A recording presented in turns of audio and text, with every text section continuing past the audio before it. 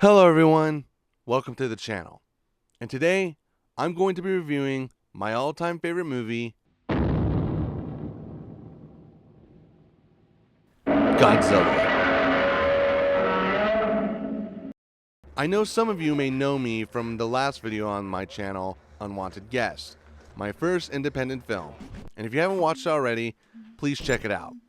But right now, I wanted to do something different, like reviewing things I grew up with or had some kind of impact on me. And I figured, what the hell, might as well give it a shot. Anyways, before I get started, I might as well tell you my history with the character. And believe me when I say this, I have a lot of history with the King of the Monsters. So I'll trim it down a bit. It all began in 2003, when everything was flashy and badass. And at the time, I was in kindergarten, which is making me feel old after saying that.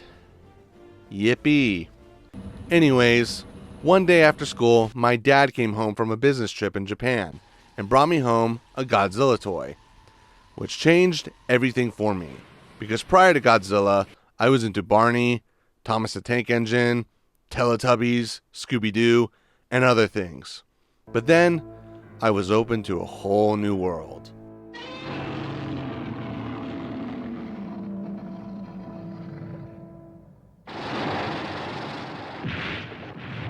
As a matter of fact, I still have that old toy. Here, let me go get it.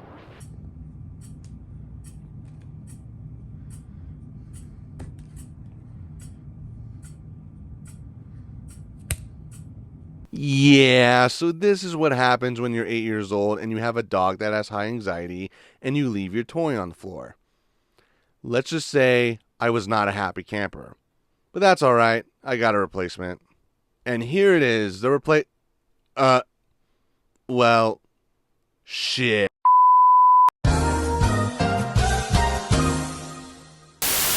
Alright, in all seriousness, I did eventually got the damn thing replaced, with it not getting destroyed this time. Third time's a charm, I guess. Now, over the span of the next 13 years, I would be collecting Godzilla stuff from left to right, including movies, toys, and comics. Now, as of 2026, I haven't collected anything Godzilla related in probably 10 years, with the only exception being films, because let's get real, collecting stuff can cost a lot of money and requires space, which I am limited to. So collecting anything Godzilla related or any other thing separate to Godzilla is out of the picture, for now at least. Also, my obsession with Godzilla did annoy a lot of people, including my classmates. So much so that I'd get picked on and sometimes beat up for it. Understandably so, because I did take it way too seriously. And I would like to say something to my former classmates if any of them are listening. Shit happens. So I just want to say this in advance. I'm going to be talking about both the original 1954 Japanese version and the 1956 American version starring Raymond Burr, because the 1956 film was the only one available to me at the time when I was growing up. That is until Classic Media re-released the original 1954 film in 2014 to coincide with the release of the new Godzilla film at the time. Note that I said re-released because I didn't know till writing this that back in 2006, Classic Media actually released the 1954 film for the first time in America. Now that's out of the way, let's get started. So in the beginning of the 1954 film, a Japanese boat is destroyed by a blast that comes out from the ocean, killing most of the crew and destroying the boat. Soon after, more boats are getting destroyed, and sea life starts dying off, which makes the government send over a scientist named Dr. Kyohei Yamane. Sorry if I butchered that. To investigate the island that is experiencing this firsthand. Over there, it's discovered that the island is filled with radiation, along with a supposedly extinct trilobite somehow being discovered. Soon after, the village bell is sounded, and then the big man himself shows up, from the top of a hill in his first ever appearance. And man, is this part iconic and awesome. But what really strikes me is that everyone is screaming and running away, while Godzilla is like, "Sup," and dips. What a badass. Back in Tokyo, it's concluded that Godzilla is a prehistoric animal that was reawakened from nuclear testing and is now filled with radiation, which makes the Japanese government want to destroy Godzilla, with the exception of Dr. Yamane, who wants it studied. Eventually, we meet Dr. Serizawa, who has created a device called the Oxygen Destroyer, which kills off all the oxygen in the water and turns all living creatures within its radius into skeletons. Which, after showing this to Dr. Yamane's daughter Emiko, Serizawa tells her that he doesn't want anyone to know that this device exists, because he fears that it could fall into the wrong hands. And from that, Emiko then promises Serizawa that she will never tell anyone, not even her father. Soon after, Godzilla shows up in Tokyo Bay and goes on a little rampage, showing off his form of destruction. But he doesn't stay long, because this is just a teaser for what's to come.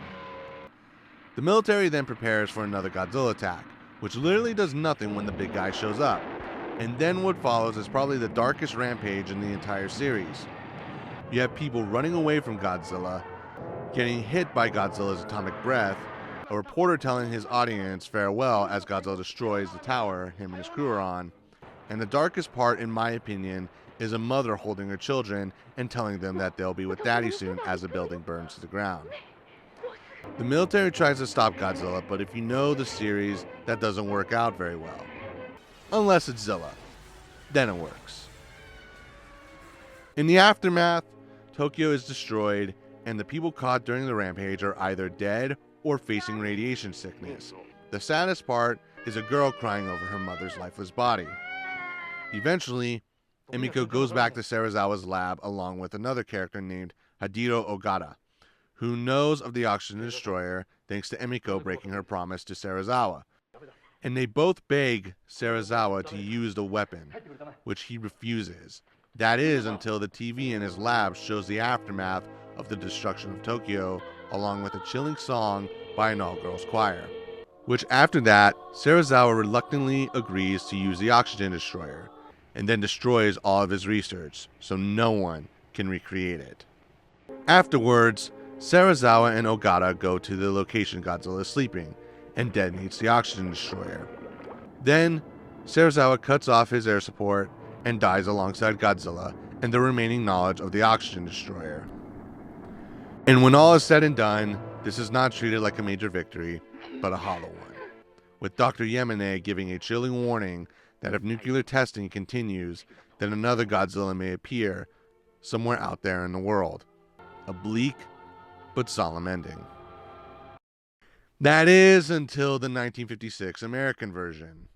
So I'll keep this part of the video brief, but there is a lot I could say about the 1956 film, and even though I grew up with this version and know it like the back of my hand, or so I think, I consider it inferior to the 1954 original. Now that being said, let's get started. The film opens up to the aftermath of Godzilla's rampage alongside a narration from Raymond Burr's character, Steve Martin. No, not that Steve Martin, but the character Steve Martin, who is an American reporter who was heading to Cairo but stopped in Japan for a few days because of a layover. We first see him buried under rubble and trying to get out until he eventually passes out. Then he wakes up in a hospital amongst other survivors and has an interaction with Emiko. Though the actress who played her wasn't present during the making of this version, it was just a double. As a matter of fact, every character Raymond Burr interacts with that is from the original film is not the original actor. They're all doubles. And the filmmakers try their best to hide their faces. Sometimes you can tell, sometimes you can't.